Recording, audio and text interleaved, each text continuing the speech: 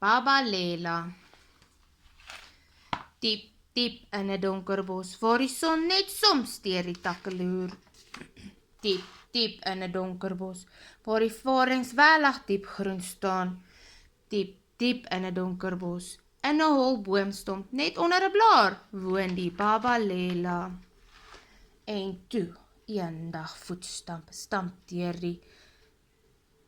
die donker bos, breek deur die varens, knaars oor die grond, staan skielik stil, pik en kyk en bulder met 'n stem wat dawer deur die bos. Wat het ons hier? 'n vreemde dier. Die man tel die Baba Lela op in sy hand en sit hom in 'n boks. Die Baba Lela wil nog sê, ek is 'n Baba Lela, los my uit. Maar is reeds te laat, die deksel klap toe. Die man vat die Baba Lela ver weg van die donker bos, hou hom in sy hand en kyk na hom met 'n vergrootglas. Die ander mense kom kyk en nog mense kom praat.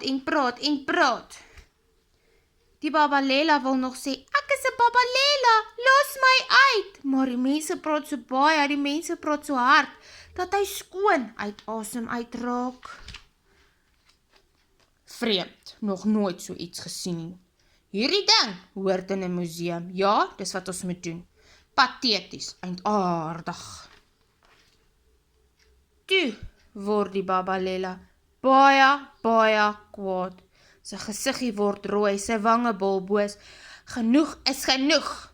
Sy oogies blits, sy lyfie krul, sy vlerkies skiet oop en hy brul, ek is 'n Baba Lela, los my uit. En hy vlieg deur die venster en word klein in die lug. Sê die mense, en hulle monde hang oop. Ha, sê die Baba Lela en kies koers terug na die bos. Diep in 'n donker bos, waar die son net soms deur die takke loer. Diep in 'n donker bos, waar die varens welig diep groen staan. Diep in 'n donker bos, in 'n hol boomstomp, net onder 'n blaar, woon die Baba Lela. En dis waar hy hoort, fluit, die storie is uit.